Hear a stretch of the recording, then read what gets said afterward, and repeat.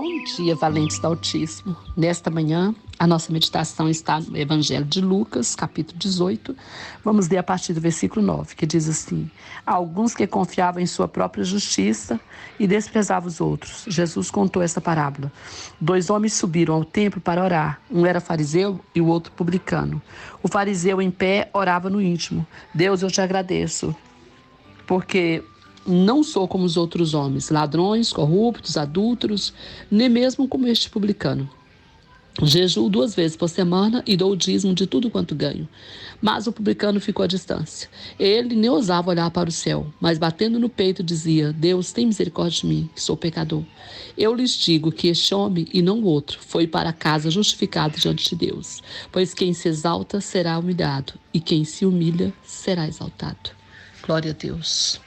Queridos, Deus tem falado muito comigo sobre uma coisa séria que a gente precisa encarar e que muitas vezes a gente nem percebe que ela existe em nós, que se chama orgulho.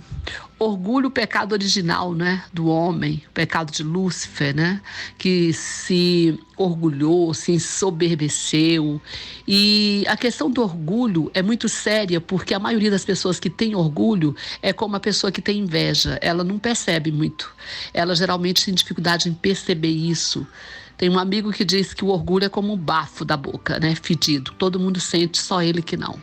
E o orgulho é uma estrutura tão terrível porque ela impede a pessoa de olhar para si mesmo, de se enxergar.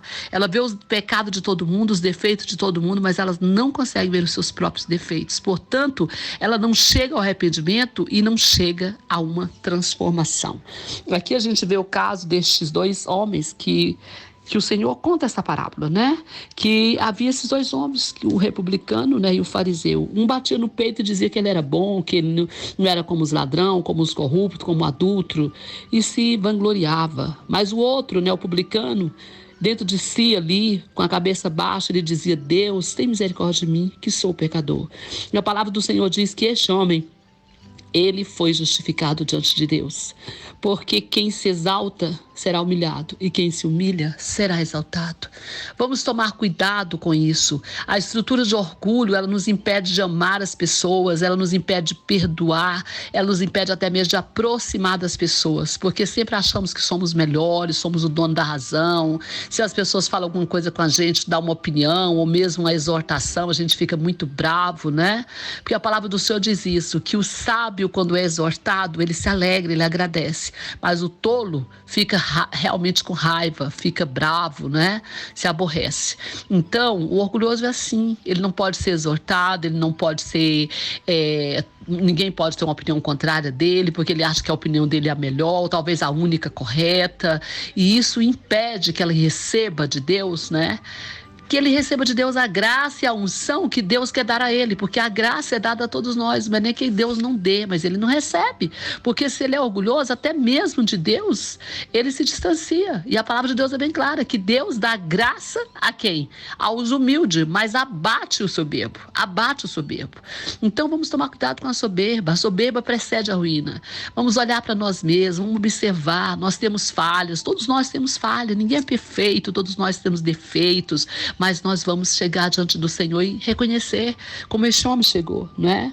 Como este homem aqui chegou, esse fariseu, e ele chegou diante de Deus e disse: Senhor, tem misericórdia de mim, porque sou pecador.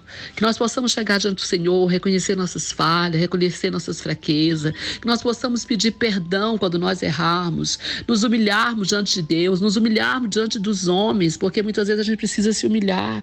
A palavra do Senhor fala que aquele que se humilha será exaltado, mas aquele que se exalta será humilhado. É por isso que ele diz: humilhai-vos debaixo da potente mão de Deus, e no tempo certo ele te exaltará. No tempo certo, ao tempo certo de Deus nos exaltar. Então que você possa ser atento a isso. Muitas vezes nós estamos deparando com situações que a gente ora, que a gente clama, que a gente busca de Deus uma solução, que a gente até jejua, né? Como esse